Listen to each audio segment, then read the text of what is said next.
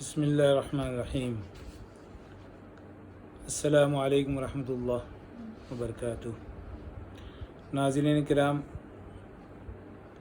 اس رمضان کی یہ آخری تاخرات ہے اور اسی تناظر میں سورہ یونس کی چند آیات کے درس کا جو سلسلہ شروع کیا تھا اس کا یہ آخری حصہ ہوگا، لیکن الحمدللہ مختصر مدت میں اور بغیر کسی خاص تشہیر کے ان دروس کو جو لوگوں کی توجہ حاصل ہوئی ہے اس کے نتیجے میں ہمارے دوستوں نے فیصلہ کیا ہے کہ رمضان کے بعد بھی اس کو مختلف موضوعات کے تحت اور مختلف سلسلوں کے تحت جاری رکھا جائے گا انشاءاللہ۔ امید ہے آپ اس پر بھی توجہ دیں گے۔ اعوذ باللہ من الشیطان الرجیم، بسم اللہ الرحمن الرحیم۔ فما آمن لموسى إلا ذرية من قومه على خوف من فرعون وملئهم أن يفتنهم وإن فرعون لعال في الأرض وإنه لمن المسرفين۔ وقال موسى يا قوم إن كنتم آمنتم بالله فعليه توكلوا إن كنتم مسلمين۔ وقالوا على الله توكلنا ربنا لا تجعلنا فتنة للقوم الظالمين ونجنا برحمتك من القوم الكافرين۔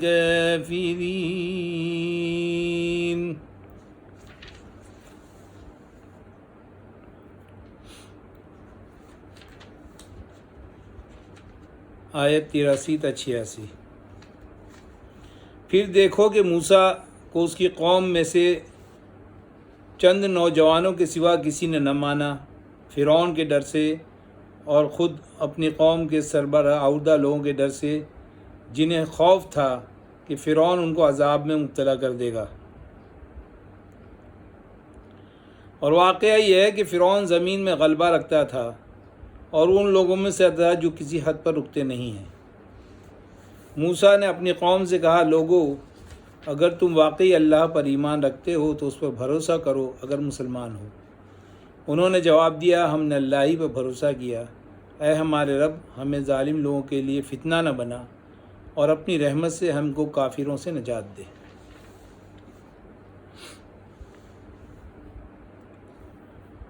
یہاں قرآن نے جو مقابلہ ہوا تھا جادوگروں کا اور موسیٰ علیہ السلام کا، اس کا ذکر تو کیا ہے، لیکن انجام کار کیا ہوا اس سے صرف نظر کر کے سلسلہ کلام کو آگے بڑھایا ہے۔ جیسا کہ مختلف آیات کا مطالعہ کرنے کے بعد یہ بات سامنے آتی ہے کہ اس مقابلے میں حضرت موسیٰ علیہ السلام جادوگروں کے مقابلے میں جیت گئے تھے، یہاں تک کہ جادوگروں تک نے اس بات کا اعتراف کیا کہ موسیٰ علیہ السلام جو کچھ پیش کر رہے ہیں وہ جادو نہیں ہے، یہ حقیقت میں یہ لاٹھی سانپ بن گئی تھی اور ایسا صرف رب العالمین ہی کر سکتے ہیں۔ چنانچہ وہ وہیں اللہ کے سامنے سجدے میں گر پڑے اور ایمان لے آئے۔ فرعون نے اپنی اکھڑتی ہوا بچانے کے لیے، اپنی ہیکڑی بچانے کے لیے ان جادوگروں کو قتل کر دیا۔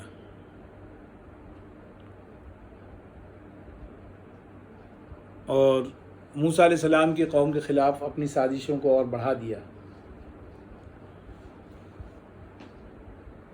تو جو ایک اخلاقی فتح موسیٰ علیہ السلام کو حاصل ہوئی تھی، اس کا فائدہ اٹھاتے ہوئے موسیٰ علیہ السلام نے اپنی قوم کو مزید منظم کرنا شروع کیا.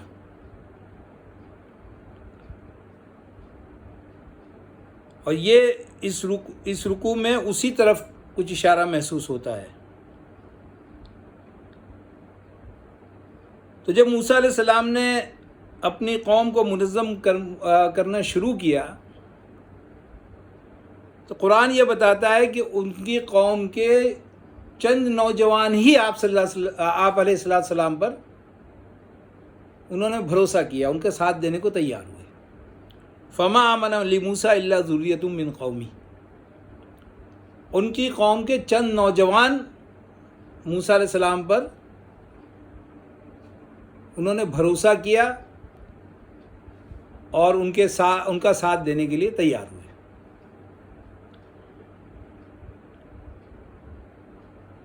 یہاں بعض مفسرین قدماء میں سے بھی اور بعد کے لوگوں میں سے بھی من قومہ سے مراد، موسیٰ علیہ السلام کی قوم سے مراد فرعون کی قوم کو لیتے ہیں. ان کا کہنا یہ ہے کہ موسیٰ علیہ السلام کی قوم جو تھی یعنی بنی اسرائیل، وہ تو سب کے سب ان پہ ایمان لائے تھے. پھر یہاں یہ کیوں کہا جا رہا ہے کہ چند نوجوان ایمان لائے؟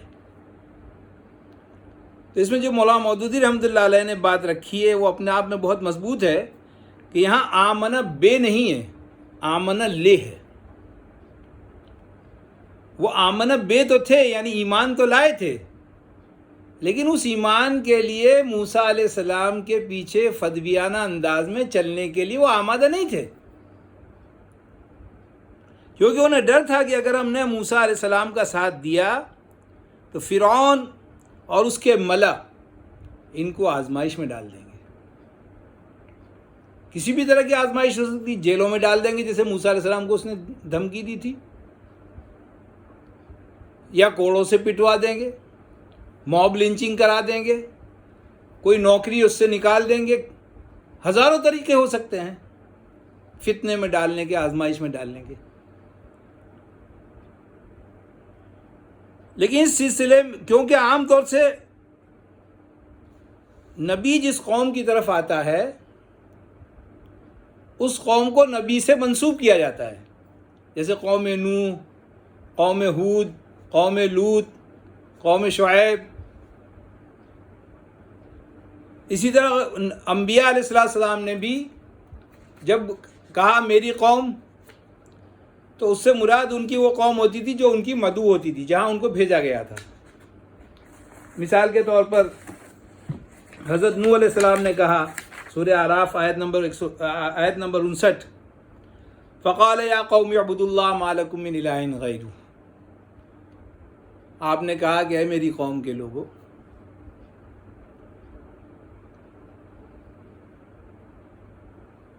اللہ کی عبادت کرو،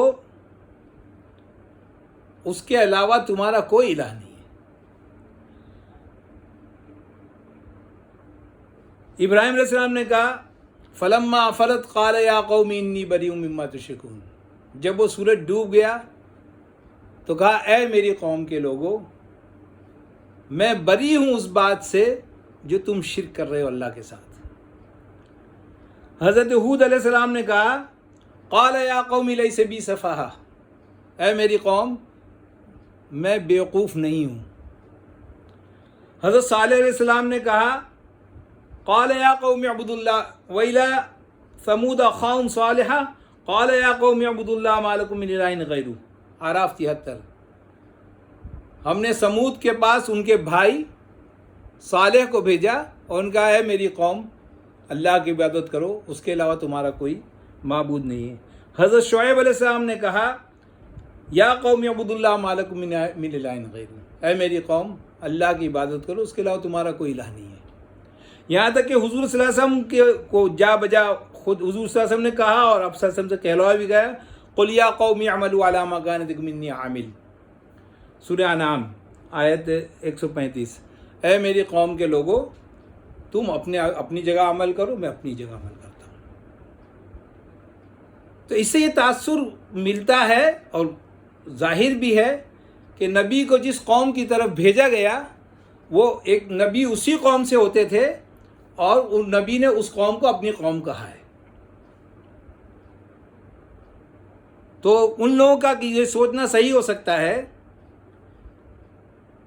کہ یہاں ذریۃ من قومی سے مراد جو ان کے مدعو تھے یعنی قوم فرعون، ان میں سے کچھ لوگ ایمان لے آئے۔ لیکن اس سلسلے میں جب ہم قرآن کو دیکھتے ہیں تو ایک بالکل دوسری تصویر سامنے آتی ہے۔ تمام انبیاء سے الگ قرآن نے قصہ موسیٰ و فرعون کو جو پیش کیا ہے، اس میں کہیں بھی موسیٰ علیہ السلام نے قوم فرعون کو اپنی قوم نہیں کہا ہے۔ قرآن نے قوم فرعون کو موسیٰ کی قوم نہیں کہا ہے، فرعون نے موسیٰ کی قوم کو اپنی قوم نہیں کہا ہے، جبکہ صدیوں سے یہ لوگ ساتھ رہتے چلے آ رہے تھے۔ کم سے کم 2.5 صدی سے اسی جگہ 2.5-3 صدی تک اسی جگہ وہ لوگ ایک ساتھ رہے تھے۔ یہ بنی اسرائیل جن کی تعداد غالباً جب وہ مصر آئے ہیں تو 100 بھی نہیں ہوگی، جب انہوں نے مصر چھوڑا ہے تو 6 لاکھ سے زیادہ تھے بنی اسرائیل۔ تو یہ ساتھ رہ رہے تھے، لیکن اس کے باوجود دونوں 2 قومیں تھیں۔ نہ فرعون نے ان کو ایز اپنی قوم تسلیم کیا تھا، نہ انہوں نے فرعون کی قوم کو اپنی قوم ایز اے قوم تسلیم کیا تھا۔ اس کی ابتدا حضرت موسیٰ علیہ السلام کی نبوت سے بھی پہلے ہمیں قرآن میں اس کا ذکر ملتا ہے۔ سورہ قصص میں ہے وَدَخَلَ الْمَدِينَةَ عَلَى حِينِ غَفْلَةٍ مِّنْ أَهْلِهَا فَوَجَدَ فِيهَا رَجُلَانِ يَقْتَتِلَانِ هَذَا مِنْ شِيعَتِهِ وَهَذَا مِنْ عَدُوِّهِ فَاسْتَغَاثَهُ الَّذِي مِنْ شِيعَتِهِ عَلَى الَّذِي مِنْ عَدُوِّهِ فَوَكَزَهُ مُوسَىٰ فَقَضَىٰ عَلَيْهِ۔ تو سکون کے وقت میں وہ شہر میں داخل ہوا، یعنی موسیٰ علیہ السلام، جبکہ لوگ سوئے پڑے تھے، تو دیکھا کہ 2 لوگ وہاں لڑ رہے ہیں۔ ہذا من شیعتہ، ایک ان کی نسل سے تھا، وہذا من عدوی، اور دوسرا ان کے دشمنوں میں سے تھا۔ تو جو ان کی نسل سے تھا انہوں نے ان کو مدد کے لیے پکارا، جو بنی اسرائیل سے تھا، تو موسیٰ علیہ السلام نے اس کی مدد کی۔ موسیٰ علیہ السلام نے اس کی مدد کی اس کے دشمن کے خلاف۔ فوقذہ، اس کو گھوسا مارا اور وہ مر گیا۔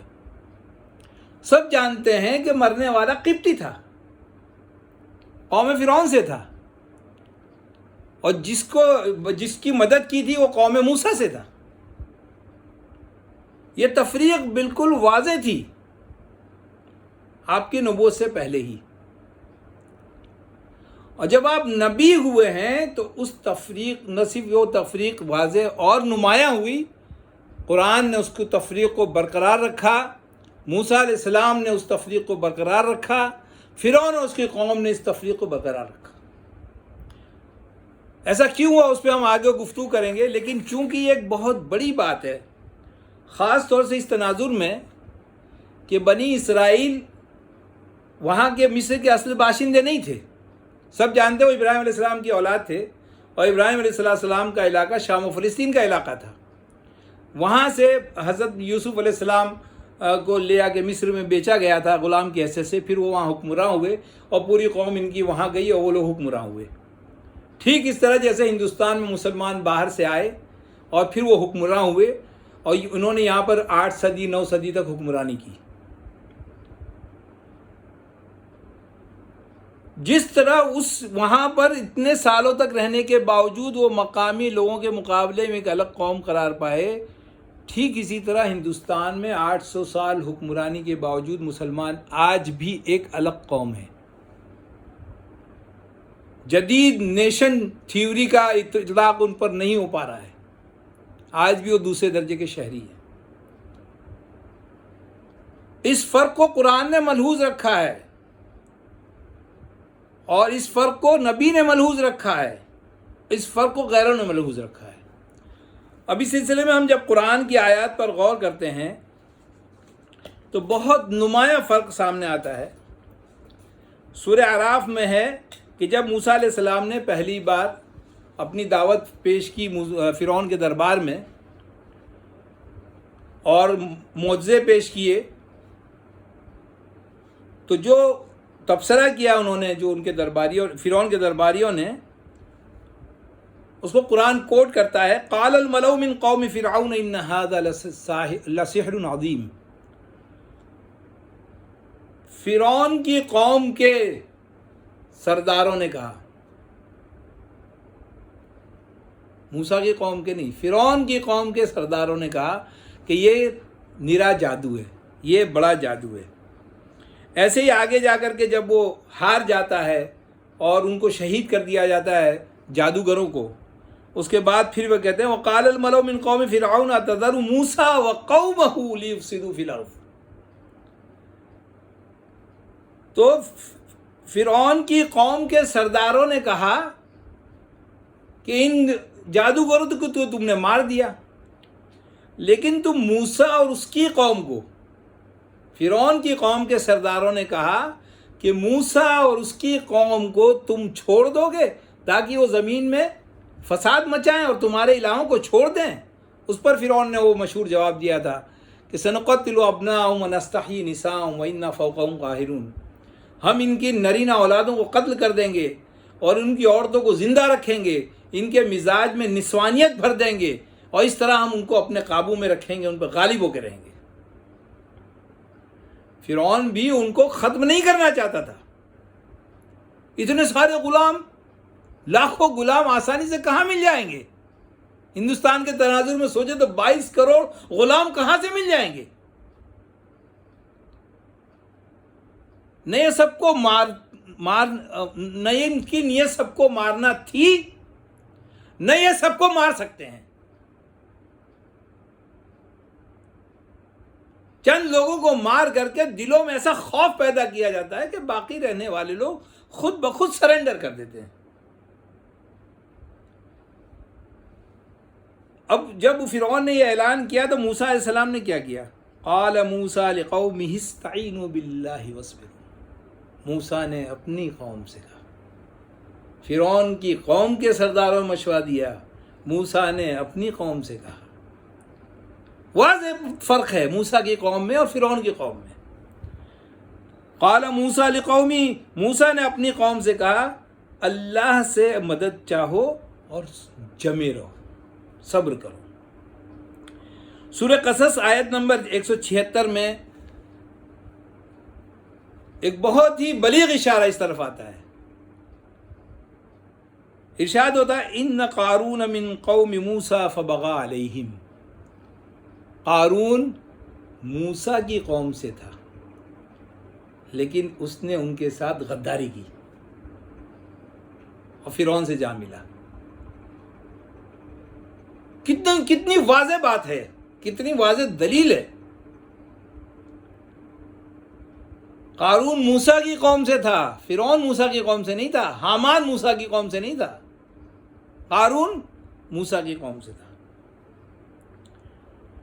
اسی طرح سورہ صافات آیت 114 115 میں اللہ تعالیٰ نے بہت واضح بات انداز میں فرمایا وَلَقَدْ مَنَنَّا عَلَى مُوسَىٰ وَهَارُونَ وَنَجَّيْنَاهُمَا وَقَوْمَهُمَا مِنَ الْكَرْبِ الْعَظِيمِ۔ ہم نے موسیٰ اور ہارون پر احسان کیا اور ان کو اور ان کی قوم کو انتہائی دردناک عذاب سے چھٹکارا دلایا۔ چھٹکارا پانے والی تو بنی اسرائیل ہی تھی، فرعون اور اس کی قوم تو چھٹکارا نہیں پائی تھی۔ تو یہاں موسیٰ اور ہارون کی قوم بتایا گیا ہے، بنی اسرائیل کو، فرعون کو نہیں۔ سورہ مومنون میں ایک آیت ہے، آیت نمبر 47، جب ان کو دعوت دی گئی تو جو بہت سارے اعتراضات تھے، اس میں سے ایک اعتراض انہوں نے یہ کیا فَقَالُوا أَنُؤْمِنُ لِبَشَرَيْنِ مِثْلِنَا وَقَوْمُهُمَا لَنَا عَابِدِينَ۔ کیا ہم اپنے جیسے دو لوگوں پر ایمان لائیں، اپنے جیسے انسانوں پر ایمان لائیں، جبکہ حال یہ ہے کہ ان دونوں کی قوم ہماری غلام ہے. وقومہما لنا عابدون، ان دونوں کی قوم ہماری غلام ہے. ایسے ہی سورہ نمل میں آیت نمبر 12 ہے، وَأَدْخِلْ يَدَكَ فِي جَيْبِكَ تَخْرُجْ بَيْضَاءَ مِنْ غَيْرِ سُوءٍ فِي 9 آیَاتٍ إِلَى فِرْعَوْنَ وَقَوْمِهِ، اپنے پہلو میں ہاتھ ڈالو، پھر نکالو تو وہ بغیر کسی بیماری کے چمکتا ہوا نکلے گا ہاتھ. یہ ان 8 نشانیوں میں سے ہے جو ہم نے تمہیں دی ہیں، الی فرعون و قومی، فرعون اور اس کی قوم کے پاس لے جانے کے لیے یہ 8 نشانیاں جو دی ہے.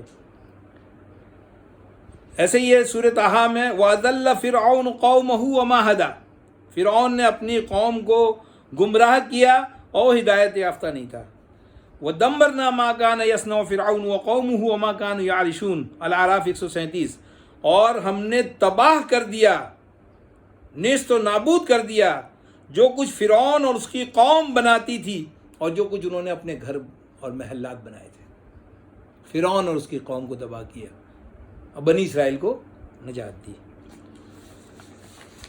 اسی میں ایک آیت وہ ہے جو پچھلے درس میں میرے ذہن میں نہیں آ رہی تھی، فَاسْتَخَفَّ قَوْمَهُ فَأَطَاعُوهُ إِنَّهُمْ كَانُوا قَوْمًا فَاسِقِينَ. فرعون نے اپنی قوم کو حقیر اور بیوقوف جانا، جملے بازیاں کر کے جو ہے ان کو اپنے آپ کو سورج ونشی بتا کر کے اور مختلف ہیلے بہانوں سے، اور اگر تم اس کے پیچھے نہیں چلو گے تو بنی اسرائیل تم پر قابو پا جائیں گے وغیرہ وغیرہ. وہ پوری تاریخ کا حصہ ہے، قرآن نے بھی اس کو بیان کیا ہے. فَأَطَاعُوهُ، تو اس بیوقوف قوم نے اس کی اطاعت کی. کون سی قوم نے؟ بنی اسرائیل نے تو نہیں کی تھی، بنی اسرائیل نے تو نہیں کی تھی، اس کے پیچھے نہیں چلے تھے، یہی تھے. انہم کانوا قوما فاسقین، یہ تھے ہی مجرم ذہنیت کے لوگ، فاسق لوگ. اس کے مقابلے میں قرآن میں موسیٰ علیہ السلام نے جہاں جہاں یا قومی کہا ہے اس سے مراد بنی اسرائیلی ہے. بات لمبی ہو رہی ہے لیکن چونکہ یہ بہت ضروری ہے اس کو سمجھنا ہے، اس لیے میں یہ قرآنی مثالیں سامنے رکھ رہا ہوں آیات نمبر کے ساتھ. بہت ساری مثالیں چھوڑ رہا ہوں لیکن کچھ چیزیں میں ضرور رکھوں گا. جیسے سورہ بقرہ آیت 54 میں ہے، یا قوم انکم ظلمتم انفسکم، اے میری قوم تم نے اپنے آپ پر ظلم کیا ہے بچھڑے کی عبادت کر کے. تو بچھڑے کی عبادت فرعون کی قوم نے تو نہیں کی تھی، وہ تو بنی اسرائیل نے کی تھی. یا قوم اذکروا نعمت اللہ علیکم اذ جعل فیکم انبیاء، اے میری قوم کے لوگوں اس اللہ کی نعمت کو اپنے اوپر یاد کرو کہ جس میں تم میں سے کچھ لوگوں کو اللہ نے نبی بنایا تھا. فرعون کی قوم میں سے تو کوئی نبی نہیں بنا تھا. یا قوم ادخلوا الارض المقدسۃ التي كتب اللہ لکم، اے میری قوم کے لوگوں اس زمین میں داخل ہو جاؤ جس کو اللہ نے تمہارے لیے لکھ دیا تھا. اس وقت تو فرعون کی قوم تباہ ہو گئی تھی. اللہ تعالیٰ نے فرمایا وما عجلک عن قومک یا موسیٰ، اے موسیٰ تم اپنی قوم کو چھوڑ کر اتنی جلدی کیسے آ گئے میرے پاس؟ کس چیز نے تمہیں جلد بازی پر آمادہ کیا؟ یہاں بھی قوم سے مراد بنی اسرائیل ہے. ان سب مثالوں سے کے پیش کرنے سے میری مراد یہ ہے کہ قرآن میں فرعون کی قوم کو موسیٰ کی قوم کبھی بھی نہیں کہا گیا. چنانچہ یہاں جو قوم ہے وہ قوم موسیٰ اگر ہے تو قوم موسیٰ سے مراد بنی اسرائیلی ہے. اور یہاں اس کے کہنے کا مطلب یہ ہے کہ موسیٰ علیہ السلام پر ان کی قوم کے چند نوجوان ہی ایمان لائے. ایمان کس معنی میں؟ وآمن لہ لوط، ایسا ایمان کہ اپنے سب کچھ پیش کر دیا. قال انی مہاجر الی ربی، ابراہیم السلام پہ لوط علیہ السلام ایمان لائے، ایسا ایمان لائے کہ ان کے ساتھ گھر بار سب چھوڑ کر کے نکل پڑے. وہاں اللہ تعالیٰ نے آمن اللہ استعمال کیا ہے. اسی طرح اللہ کے رسول صلی اللہ علیہ وسلم جو مومنوں کے اوپر اعتبار کرتے تھے اس کو بھی آمن اللہ سے پیش کیا ہے. جیسے فرمایا یؤمن باللہ و یؤمن للمؤمنین، وہ کہتے تھے نا کہ بہرے ہیں، کان کے کچے ہیں، جو کچھ ان کو بتا دو مان لیتے ہیں اللہ کے رسول صلی اللہ علیہ وسلم کے بارے میں، نعوذ باللہ۔ اس پہ قرآن نے تبصرہ کیا ہے، قل عذر خیر لکم۔ اس کا اس معنی میں کان کا کچا ہونا کہ تمہاری بات پہ ایمان لاتا ہے، یہ تمہارے لیے بہتر ہے۔ یؤمن باللہ ہے، وہ اللہ پر ایمان رکھتا ہے، وہ یؤمن للمؤمنین، اور مومنوں پر بھروسہ کرتا ہے۔ تو یہ نوجوان وہ تھے جو بھروسے کے تھے۔ بنی اسرائیل نے کبھی شک نہیں کیا اللہ کے رسول کے اوپر کہ یہ اللہ کے رسول ہیں۔ موسیٰ علیہ السلام نے کتنے در سے کہا کہ لِمَ تُؤْذُونَنِی، کیوں مجھے ایذا پہنچا رہے ہو، کیوں مجھے تکلیف پہنچا رہے ہو، وَقَدْ تَعْلَمُونَ أَنِّی رَسُولُ اللَّهِ إِلَيْكُمْ، حالانکہ تم جانتے ہو میں اللہ کا رسول ہوں تمہارے پاس۔ تلمود کے اندر ذکر آتا ہے کہ جب یہ مقابلہ ہو گیا، یہ جیت گئے، اس کے بعد اخلاقی طور سے ان کو اور مقابلے میں آنا چاہیے تھا، اس کے بجائے وہ تانے دینے لگے موسیٰ اور ہارون علیہ السلام کو کہ تم نے جو ہے فرعون کی نظر میں ہمیں گرا دیا، اب وہ بہانے ڈھونڈتا ہے ہم پر عذاب لانے کے۔ ایسے ایک دوسری مثال میں کہ تمہاری مثال ایسی ہے کہ بھیڑیا جو ہے وہ بکری کو مارنے آیا اور چرواہا بکری کو بچانے گیا، اور ان دونوں کی کشمکش میں بکری کو چیر پھاڑ کے رکھ دیا گیا۔ یہ ان کی ذہنیت تھی، اس کی طرف یہاں اشارہ کیا گیا ہے۔ چند ہی لوگ ایمان لائے، ایمان تو سب لائے تھے کہ اللہ کے رسول ہے۔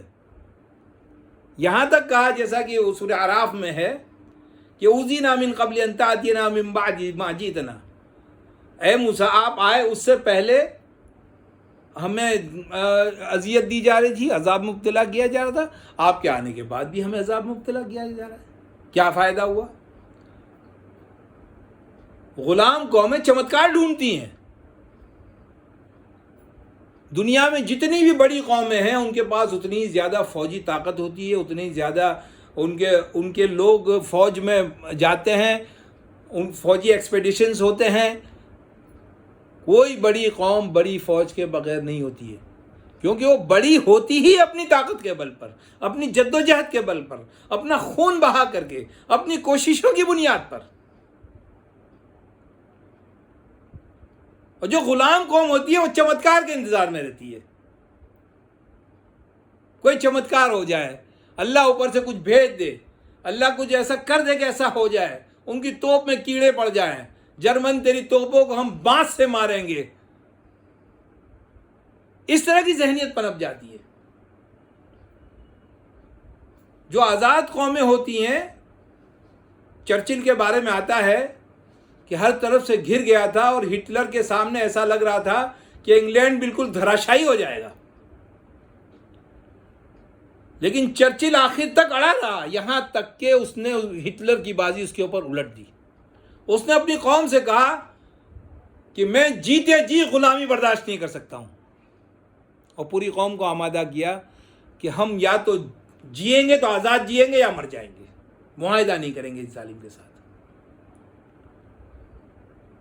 اگر آپ انبیاء کی تاریخ آپ کو متاثر نہیں کرتی ہے، جنہوں نے دعوت کے میدانوں سے لے کر کے جہاد کے میدانوں تک قربانیوں کا ایک لامتناہی سلسلہ پیش کیا، تو وہ انگریز جن سے تم اتنا مرعوب اور متاثر ہو، انہی کی مثال لے لو، انہی سے کچھ سیکھ لو۔ انبیاء دنیا میں اس لیے نہیں آئے تھے کہ چمتکار کے ذریعے بچا دیں۔ یقیناً اللہ کی مشیت مدد کرتی ہے۔ فضائے بدر پیدا کر، فرشتے تیری نصرت کو اتر سکتے ہیں گردوں سے قطار اندر قطار بھی۔ وہ دعا جو میدان بدر میں مانگی اللہ تعالیٰ نے، وہ مسجد نبوی میں مدینہ میں نہیں مانگی۔ بغیر کوشش کے غلامی سے نکلنا، بغیر خواہش کے غلامی سے نکلنا، بغیر قربانیاں دیے غلامی سے نکلنا ناممکنات میں سے ہے۔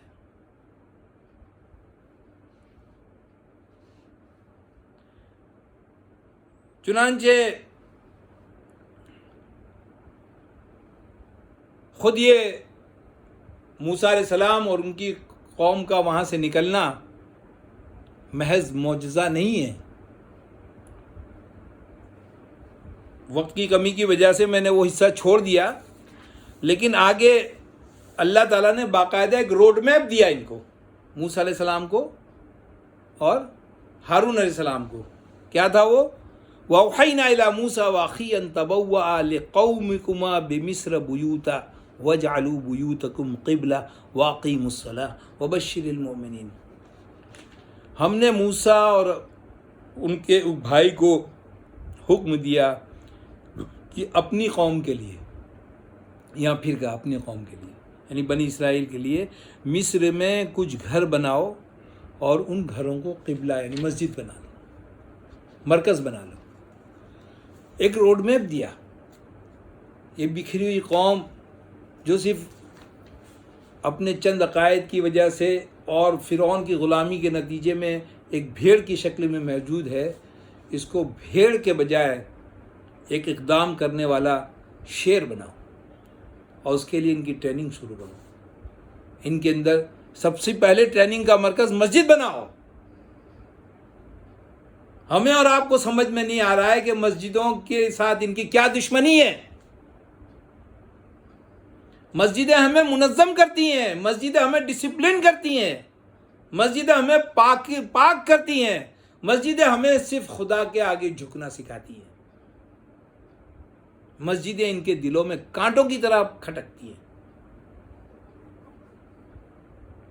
یہ اپنے بنائے ہوئے اصول، اپنے بنائے ہوئے قانون، اپنے بنائے ہوئے سارے قاعدوں کو توڑ سکتے ہیں لیکن مسجدوں کو نہیں چھوڑ سکتے.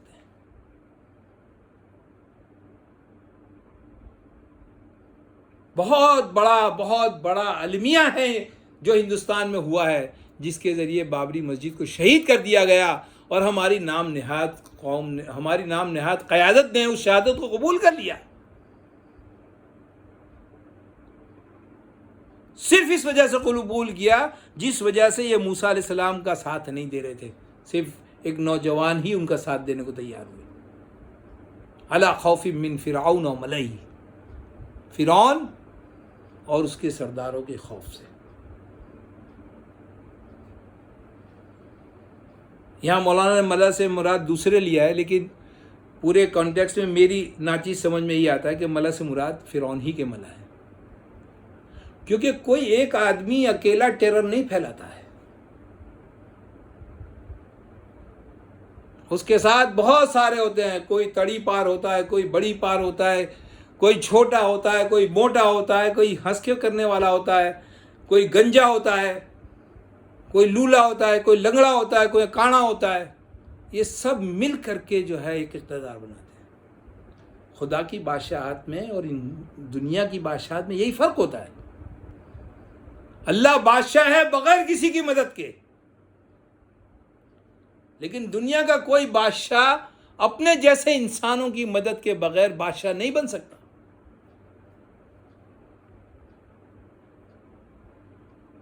وَإِنَّ فِرْعَوْنَ لَعَالٍ فِي الْأَرْضِ وَإِنَّهُ لَمِنَ الْمُسْرِفِينَ. اور فرعون زمین میں بڑا بنا ہوا تھا، علو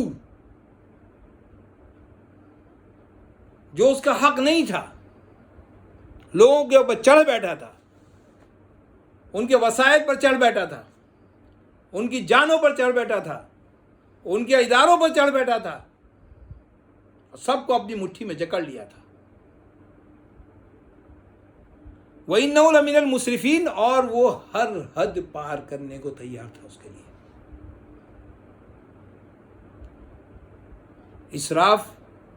اسراف ہوتا ہی ہے کہ جو حد ہے اس سے آدمی بڑھ جائے آگے، لیکن یہ ایسا اسراف، طاقتور آدمی جب اسراف کرتا ہے، حد سے گزرتا ہے، تو کچھ بھی کر سکتا ہے.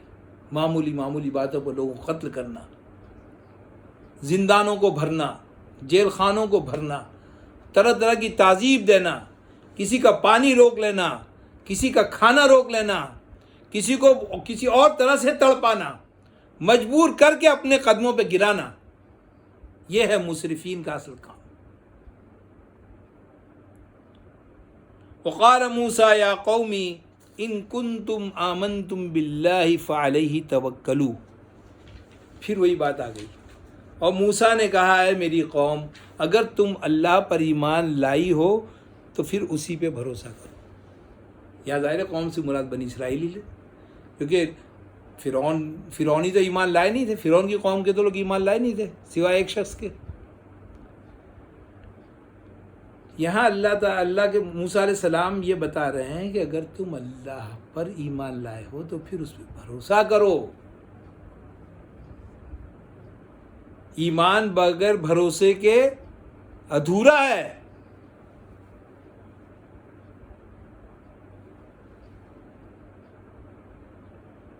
فَإِذَا عَزَمْتَ فَتَوَكَّلْ عَلَى اللَّهِ، جب تم ارادہ کر لو تو پھر اللہ پر بھروسہ کر کے نکل کھڑے ہو، اور اللہ توکل کرنے والوں کو پسند کرتا ہے۔ جگہ جگہ قرآن میں آیا ہے۔ یہ کیسا ایمان ہے کہ تمہیں اللہ پر توکل نہیں ہے، اللہ پر بھروسہ نہیں کہ وہ تمہاری مدد کرے گا، اللہ پر بھروسہ نہیں کہ وہ تمہاری حفاظت کرے گا، اللہ پر بھروسہ نہیں ہے کہ ان کے ٹینک اور توپ کے مقابلے میں تم جو ہے اپنے چھوٹے چھوٹے ساز و سامان سے فتح سے ہمکنار ہو سکتے ہو، جبکہ تمہارے سامنے مثالیں پڑی ہیں۔ افغانستان کے مجاہد جن کے پاس معمولی گنوں سے زیادہ کچھ نہیں تھا، انہوں نے روس کے بخیے ادھیڑ دیے، اور امریکہ اب جھک کر کے باہر نکلنے پر مجبور ہو گیا۔ فلسطین کے بالکل وہ لوگ جن کے پاس کھانے پینے کے بھی لالے ہیں، انہوں نے یہودیوں کے ایک سپریم پاور کو جو ہے ناکو چنے چبا رکھے ہیں۔ جب اللہ پہ توکل ہوتا ہے تب ایمان مکمل ہوتا ہے۔ فَعَلَيْهِ تَوَكَّلُوا إِن كُنتُم مُسْلِمِينَ، اسی پر بھروسہ کرو اگر تم صحیح معنی میں مسلمان ہو۔ فَقَالُوا عَلَى اللَّهِ تَوَكَّلْنَا، تو انہوں نے کہا ہم اللہ پہ بھروسہ کرتے ہیں۔ اب قرآن بیچ کے پروسیس کو چھوڑ دیتا ہے اور فوراً نتائج پہ آ جاتا ہے۔ اس سے بعض دفعہ یہ گمان ہوتا ہے کہ انہوں نے موسیٰ علیہ السلام نے کہا بھروسہ کرو اور انہوں نے بھروسہ کر لیا۔ نہیں، یہ جو مسجدیں بنائی گئیں، مراکز بنائے گئے، یہ نوجوان جنہوں نے بھاگ دوڑ کی، موسیٰ علیہ السلام کے لیے دوسروں کے پاس گئے، موسیٰ علیہ السلام کا پیغام ان تک لائے، ان کے اعتراضات موسیٰ علیہ السلام تک لائے، انہوں نے راتوں کی نیند جو ہے خراب کر کے پہرے دیے، کوئی بات وہاں سے لیک نہیں ہونے دی، چھوٹا موٹا اسٹرگل کیا ہوگا۔ ایک قوم جو غلامی کے بالکل گرت میں چلی گئی تھی، اس کو اس بات کے لیے آمادہ کرنا کہ اپنا بوریا بستر باندھ کے یہاں سے نکلو، کتنی پتا ماری کی ہوگی حضرت موسیٰ علیہ السلام اور ان کے ساتھیوں نے۔ تو یہ جو کہہ رہے ہیں فَقَالُوا عَلَى اللَّهِ تَوَكَّلْنَا، یہ جو ہے یہ ایک بہت لمبے پیریڈ اور ایک بہت لمبی منظم کوشش کو درشاتا ہے۔ ایسا نہیں ہے کہ موسیٰ نے کہا اور وہ مان گئے، موسیٰ نے کہا اور وہ مان جاتے تو پھر اتنی سب پریشانیاں کیوں جھیلنی پڑتی، اتنے تانے کیوں جھیلنے پڑتے۔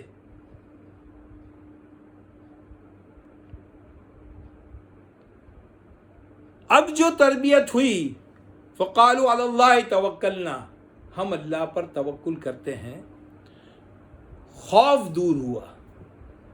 جب دلوں سے خوف دور ہوا، جب اللہ سے ان کی امید بندھی، جب دنیا کے ایک معمولی حصے کے بادشاہ، فرعون بہت معمولی حصے کا بادشاہ تھا، اس کی مملکت سے موسیٰ علیہ السلام پیدل نکلے تھے جب بھاگ کر نکلے تھے قتل کے بعد، اور جب وہ نبی کے پاس پہنچے تھے، بعض روایت میں آتا ہے کہ وہ شعیب علیہ السلام تھے یا جو بھی وہ نیک آدمی تھے مدین میں، انہوں نے کہا کہ تب ان کی پہنچ سے باہر آ گئے ہو۔ ایک آدمی کسی بادشاہ کی مملکت سے پیدل نکل جائے، اس کی مملکت کیا ہے؟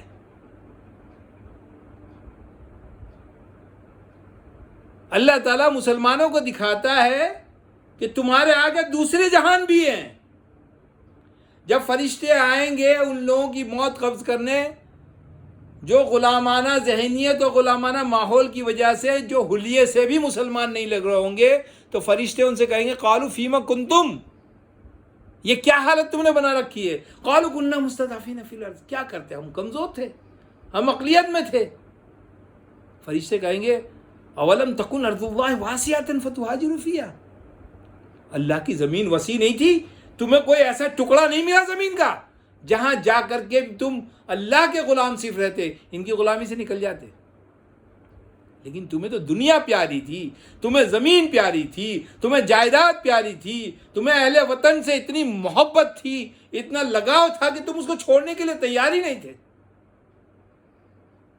بنی اسرائیل اس کو چھوڑنے کے لیے آسانی سے تیار نہیں ہوئے۔ اور سب سے بڑی بات یہ کہ جس دن یہ نکلے ہیں، فرعون کے انتہائی بڑے جاسوسی نظام کے باوجود ان کو اس کی رمق بھی نہیں ملی، ورنہ موسیٰ علیہ السلام اتنی دور نہیں نکل سکتے تھے ان کی قوم کے ساتھ۔ وہ چھکڑوں پہ نہیں گئے تھے، وہ گھوڑوں پہ نہیں گئے تھے، پیدل نکلے تھے۔ جب صبح ہوئی تب فرعون کے جاسوسوں نے بتایا کہ حضور وہاں تو بڑا سناٹا ہے، سب خالی پڑا ہے، سارے گھر خالی پڑے ہیں، کوئی ہے نہیں، سامان بکھرا ہوا ہے، اہم سامان سارے لے گئے وہ لوگ۔ تب اس نے کہا ارے فوج بلاؤ اور ان کا پیچھا کرو۔ جب تک فوج پہنچتی وہ لوگ پہنچ گئے تھے ندی کے پاس۔ جب وہ ندی کے پاس پہنچ گئے پھر اللہ نے اس کے راستے کھول دیے۔ معجزہ یہاں ہوتا ہے، اپنا گھر بار چھوڑ دیا، اپنی جائیداد چھوڑ دی، اپنا کاروبار چھوڑ دیا اللہ کے لیے، اپنی آزادی کے لیے، اور اتنی دور نکل آئے۔ اور اب فرعون کے سامنے اس کی فوج آ رہی ہے، کوئی سہارا نہیں ہے۔ اس وقت اللہ نے ایسا سہارا پیش کر دیا جو کسی کے وہم و گمان میں نہیں تھا۔ تو جب ان کے اللہ پر توکل کے نتیجے میں ان کے ذہن کھلے اور انہوں نے دعا کی ربنا لا تجعلنا فتنة للقوم الظالمین، اے اللہ ظالم قوم کے لیے ہمیں فتنہ مت بنا۔ بہت اہم دعا ہے یہ، ابراہیم کے ساتھیوں نے بھی یہی دعا مانگی تھی۔ جب اہل ایمان کفر کے خلاف کھڑے ہوتے ہیں تو عام طور سے وہ کمزور حالت میں ہوتے ہیں، ان کے پاس کفر کے برابر تو کیا پروپورشنلی بھی ان کے پاس ہتھیار بہت کم ہوتے ہیں، طاقت نہیں ہوتی ہے۔ دوسری طرف باطل دندناتا پھر رہا ہوتا ہے، اس کے پاس جیلیں ہوتی ہے، اس کے پاس پولیس ہوتی ہے، اس کے پاس فوج ہوتی ہے، اس کے پاس ایجنسیاں ہوتی ہیں، اس کے پاس میڈیا ہوتا ہے، اس کے پاس بینک ہوتے ہیں، اس کے پاس انشورنس کمپنیاں ہوتی ہیں، اس کے پاس دولت کے انبار ہوتے ہیں۔ ایسے میں ان کو یہ گمان ہوتا ہے کہ ہمارے خلاف نہ کوئی اٹھ پائے گا، اور اٹھ گیا تو سکسیس نہیں ہو پائے گا۔ دوسری طرف بہت سارے، مولانا مودودی رحمۃ اللہ نے اس کو بہت تفصیل سے بہت خوبصورت انداز میں پیش کیا ہے اپنی تفسیر میں۔ دوسری طرف بہت سارے ایسے لوگ ہوتے ہیں جو حق کو حق سمجھتے ہیں، لیکن یہ سوچتے ہیں کہ ہمارے اندر اتنی ہمت نہیں ہے کہ ہم اپنا سب کچھ اس پہ وار سکیں، تو وہ بیٹھے انتظار کرتے ہیں۔ کچھ لوگ ایسے ہوتے ہیں جو حق کو حق سمجھتے ہیں، لیکن وہ کہتے ہیں یہ وقت غلط ہے، اس وقت اگر ان کے خلاف ہم نے کیا تو یہ ہمیں کرش کر کے رکھ دیں گے، پیس کے رکھ دیں گے۔ اور پھر تیسری طرف وہ پوری قوم ہوتی ہے، قوم جابر، قوم فاسق، فرعون اور اس کی قوم، حکمراں اور اس کے اندھ بھکت، ان کی فوج ہوتی ہے جو کہتی ہے کہ ان کو ہم کچل کے رکھ دیں گے۔ ایسے میں اللہ کے بھروسے پر ایمان والا اٹھتا ہے اور گڑ گڑا کر اپنے رب سے دعا کرتا ہے، اے میرے رب ہمیں ان ظالموں کے لیے فتنہ نہ بنانا۔ فتنہ کیسے نہ بنانا؟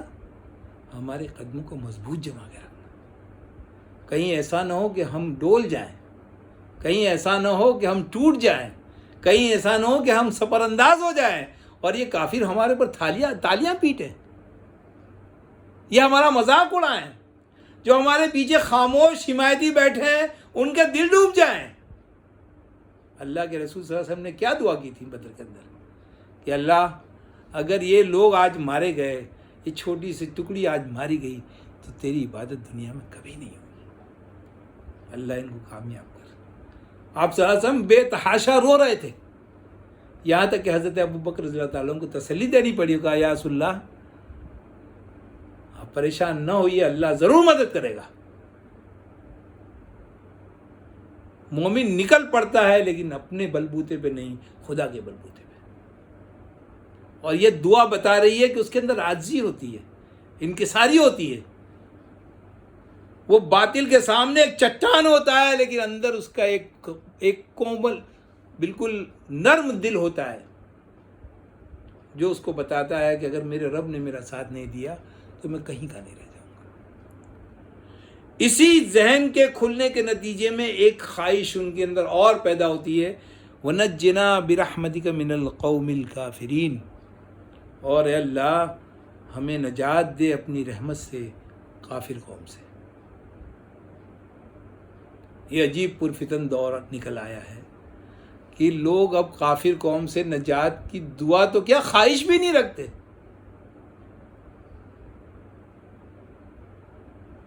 وہ اسی میں مست رہنا چاہتے ہیں، اسی گوبر کے اندر، اسی گندگی کے اندر رہ کر کے انہیں چند ایک چیزوں کی اجازت مل گئی. وہ سمجھتے ہیں اسلام یہاں آزاد ہے. ملا کو جو ہند میں سجدے کی اجازت، ناداں یہ سمجھتا ہے کہ اسلام ہے آزاد.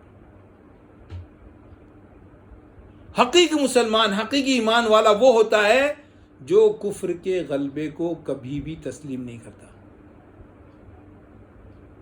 کوشش کرتا ہے، دعا کرتا ہے، اس خواہش کو اپنے اندر پیدا کرتا ہے، اس خواہش کو پالتا ہے، اس کے لیے راستے تلاش کرتا ہے.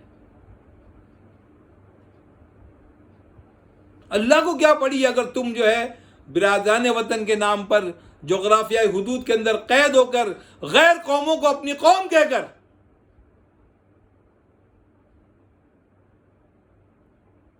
ان کے ساتھ محفلیں اڑانا چاہ رہے ہو، ان کو سیویاں کھلانا چاہ رہے ہو، ان کے رنگ کھیلنا چاہ رہے ہو، ان کی دیوالی کی مشرکانہ دیوالی کی مبارکبادیں دینا چاہ رہے ہو، ان سے نجات کی کوئی خواہش نہیں، تو اللہ کو کیا پڑی ہے کہ وہ تمہیں جو ہے نجات کے کسی راستے کی طرف لے جائے.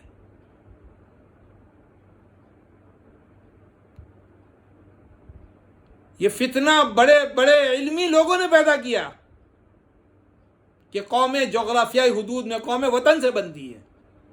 قرآن انکار کرتا ہے ان انبیاء نے جنہوں نے اپنی قوم کو قوم کہا، دعوت کے شروع میں کہا، دعوت کے بیچ میں کہا، دعوت کے آخر میں کہا. چنانچہ جب یہ قوم تباہ ہو گئی تب حضرت شعیب علیہ السلام نے کہا یا قومی قد ابلغ،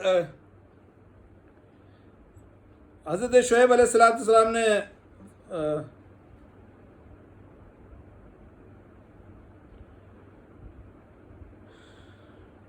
فرمایا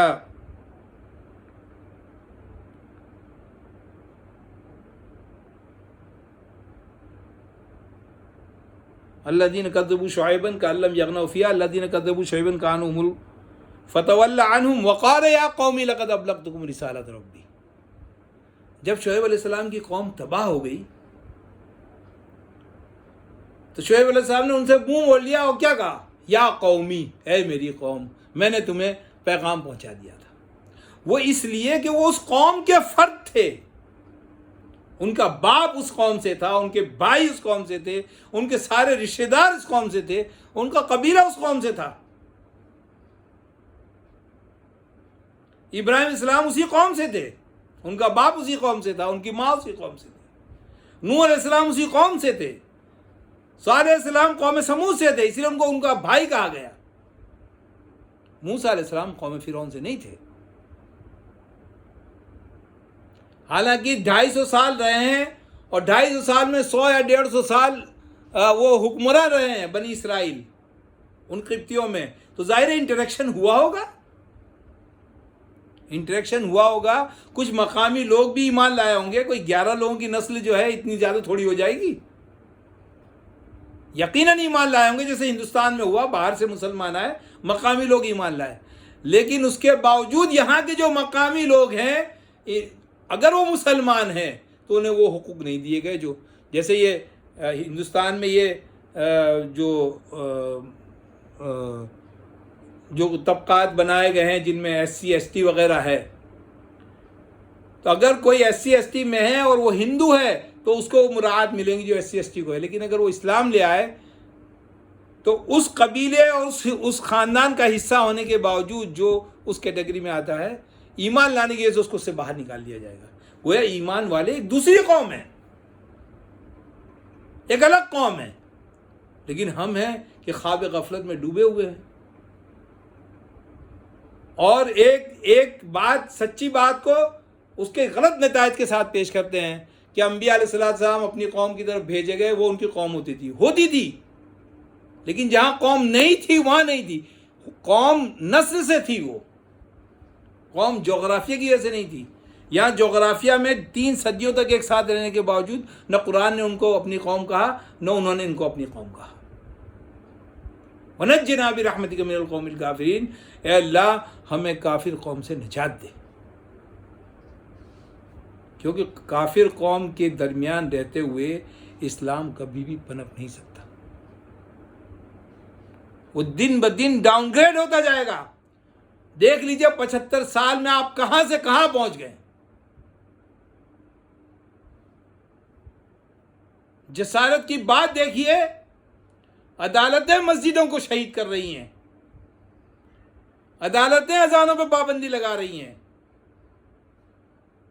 قانون ساز اسمبلیاں اسلام کے اوپر پابندیاں لگا رہی ہیں، تبلیغ اسلام پہ پابندی FIR کٹ رہی ہے، مبلغ کو دہشت گرد قرار دیا جا رہا ہے۔